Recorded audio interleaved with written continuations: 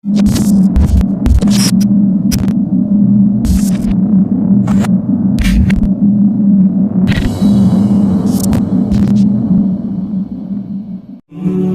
sebuah hadis yang dhaif.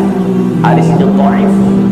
Tidak boleh jadikan akidah kita, tapi hanya sekedar untuk didengar sah-sah saja. Apa kata Rasul? Bahwa Al-Mahdi dibaiat nanti di bulan Muharram. Diawali dengan terjadi hantaman meteor ke muka bumi pada bulan Ramadan, di pertengahan Ramadan pada hari Jumat.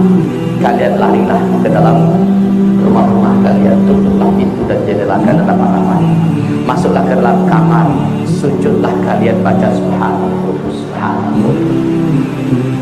Siapa yang membaca itu, dia akan Allah selamatkan. Yang tidak melakukan itu, dia akan binasa celaka. Maka qadarullah bertepatan 1441 besok ini, pas hari Jumatnya tanggal 15 Ramadan, hari Jumatnya 1441 besok. Apakah ini Allah Alam? Tapi hadis ini dhaif.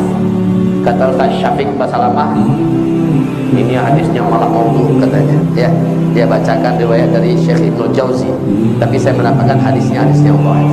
Cukup sebagai informasi bagi kita. Yang jelas tanda-tanda yang lain menunggu. Nah, kaum muslimin yang kami muliakan, melihat tanda-tanda ini semua, jika benar demikian, berarti dari Oktober, November, Desember, Januari, Februari, Maret, April, Mei kita Ramadan. Tinggal Juli ya, Mei, 7 bulan lagi ke depan kita Ramadan.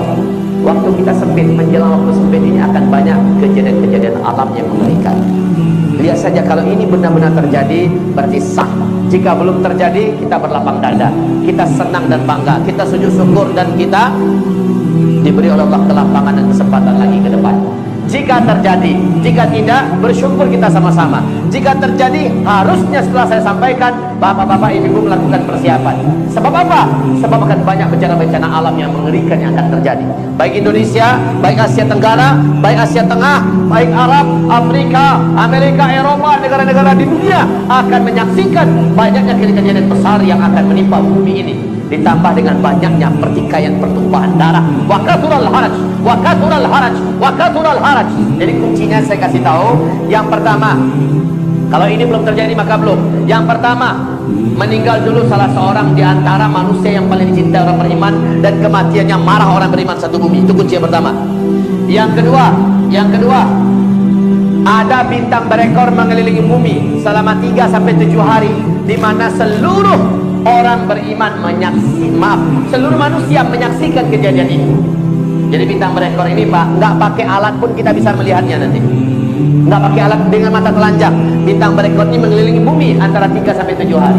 Kalau terjadi pada masa kita sampai Ramadan besok, berarti bersiap-siaplah kalian, kata Rasulullah. Persiapkan makanan yang dapat bertahan selama 1 tahun, dan selamatlah diri kalian dan keluarga kalian. Saat itu saya anjurkan, larilah meninggalkan kota dan pinggir-pinggir pantai. Jauhkanlah diri dari gunung-gunung meletus, dan berikanlah diri kita di tempat-tempat yang tersedia sumber mata airnya banyak, tanahnya subur untuk bercocok tanam, dan kapling-kaplingan tanahnya sudah milik kita. Bangunlah rumah-rumah sederhana untuk tempat bertahan kita dari masa-masa fitnah, masa-masa chaos. Hal itu sudah disaksikan, tapi saya anjurkan sih dari sekarang Pak. Dari sekarang, jangan nanti udah terjadi baru nampak. Saat itu kita siapkan. Saya rasa sulit itu Pak. Saya rasa sulit untuk persiapkan diri. Kalau iya sekarang, sementara belum dipakai, serahkan ke Tahfiz Quran untuk dijadikan sebagai lembaga tahfiz yang bisa dikelola untuk pendidikan Al-Quran di sana. Tapi setelah terjadi, kita semua sudah punya tempat di mana kita lari dari tepi pantai, dari kota-kota besar, dari tempat gunung-gunung meletus. Ini kota besar loh ya. Jabodetabek secara merata adalah kota-kota besar. Saran saya, dari sekarang sudah bikinlah tempat di puncak-puncak bukit yang punya sumber mata air. Bukit itu jauh dari kota, jauh dari gunung berapi, dan punya sumber-sumber kehidupan. Ini yang saya sarankan Pak. Maaf kalau boleh saya beri pilihan, untuk orang Sumatera, larilah ke Sumatera.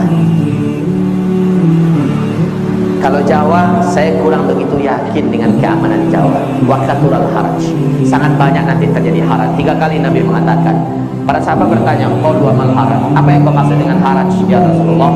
Nabi menjawab, al-qatlu, al-qatlu, al-qatlu. Akan banyak terjadi pembunuhan, pembantaian, pembunuhan, pembantaian, pembunuhan, pembantaian. Karena kelaparan, karena kesusahan hidup, manusia akan saling berlomba-lomba bertahan hidup dengan cara apa saja, walaupun membunuh tetangganya sendiri. Hadis Sahih Bukhari di kitab Al-Adabul Mufrad. Demi sepotong roti, demi segenggam beras, orang rela membunuh tetangganya sendiri. Itu hanya terjadi kalau tinggal di tengah-tengah komunitas fasik, komunitas yang jahil. Mereka tidak akan peduli, Pak, yang penting bisa bertahan hidup. Nah, untuk saya sarankan kepada Bapak Ibu, mumpung masih ada kesempatan, hitunglah 7 bulan ke depan. Ustaz, kalau nggak terjadi bagaimana? Ya sama-sama bersyukur kita pada Allah. Sama-sama bersyukur. Tempat itu biarkan untuk lembaga tahfiz Quran mengelola para calon-calon hafiz. Kita wakafkan penggunaannya. Tapi kalau sudah betul-betul terjadi, kita sudah tahu kemana tempat kita kumpul bersama-sama. Begitu yang saya maksud. Ya, ada ruginya tidak? Tidak. Saya juga anjurkan betul kepada bapak-bapak ibu yang bisa mendengar dan yang mau percaya.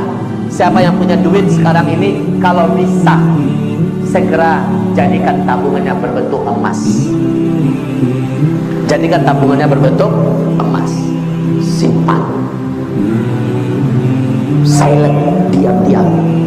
Cukup suami istri yang tahu. Jangan habis belanja, Mas foto pula, Mas.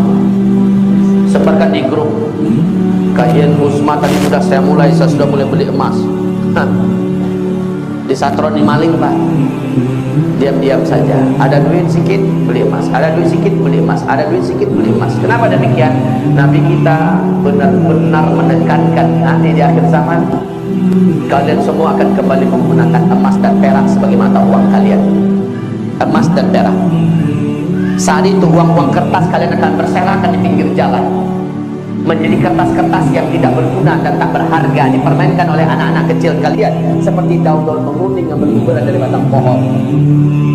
Akan kembali kepada emas. Bill Gates telah menyebutkan kepada kita bahwa bersiap-siaplah menuju kepada kehancuran ekonomi global yang menjadikan uang tidak lagi ada nilainya. Negara manapun akan merasakan dampak yang sangat mengerikan akibat kehancuran ekonomi global ini. Krisis moneter paling parah banyak dunia. Dan negara yang mampu bertahan adalah negara yang punya stok emas. Makanya jangan heran kalau tahun ini warga Tiongkok di Tiongkok sana sudah berlomba-lomba membeli emas. Warga Hong Kong sudah menarik tabung-tabungan mereka di bank-bank yang ada dan mereka membeli emas. Cina hari ini gila-gilaan membeli dan mengumpulkan emas. Amerika, Australia, Jerman, Inggris dan negara besar dunia sekarang sedang membuat stok emas. Mereka yakin masa uang kertas ini akan berakhir. Kalau Bapak Ibu mendengar ada Bitcoin atau electronic money, saya pastikan dengan hadis-hadis Nabi itu tidak akan pernah berjaya. Walaupun sudah dimulai sekarang, kan sudah mulai mall, ya beberapa mall kan sudah mulai menggunakan Bitcoin, ya menggunakan electronic money. Tapi itu tidak akan sampai sukses berjaya di dunia. Sebab apa? Masih di masa-masa jayanya uang kertas ini akan berakhir. Bapak semua akan digiring secara pasti oleh Allah kembali menggunakan emas. Jadi siapa yang punya duit, ada rezeki sedikit, ya belilah emas. 1 kilo, 2 kilo. Kenapa ketawa, Pak? Tapi amalkanlah sekali ini, Bapak tidak akan menyesal. Apa ruginya kita menjadikan mobil tabung kita tabung emas? Ada ruginya tidak? Emas cenderung naik harganya dan yang pasti dia stabil, ya kan? Toh kapan-kapan kita perlu uang masih bisa kita uangkan, jadi tidak ada ruginya. Ini nasihat saya, ya. Wahai hamba Allah, Bapak Ibu sekalian, di akhir zaman ini kata Rasulullah SAW, orang-orang yang dijamin terjaga, orang-orang yang dijamin Allah selamatkan, baik dari dukhon, baik dari fitnah kemurtadan, baik dari fitnah kemunafikan, baik dari ketika munculnya Dajjal, yang dijamin oleh Allah selamat hanyalah orang yang imannya benar, imannya kuat, akidahnya teguh, tauhidnya lurus, sementara amal soleh mereka banyak. Mereka lah yang dijamin oleh Allah selamat. Bukan orang yang duitnya banyak, bukan oleh investasinya banyak, bukan oleh yang jabatannya tinggi, bukan oleh yang hartanya dan tanahnya luas, bukan penguasa pemimpin, orang yang memiliki pangkat yang hebat ya, yang akan selamat di akhir zaman hanyalah orang yang akidahnya kuat, imannya mantap, tauhidnya lurus, sementara amal solehnya banyak. Hanya ini orang yang akan diselamatkan oleh Allah Subhanahu wa Ta'ala.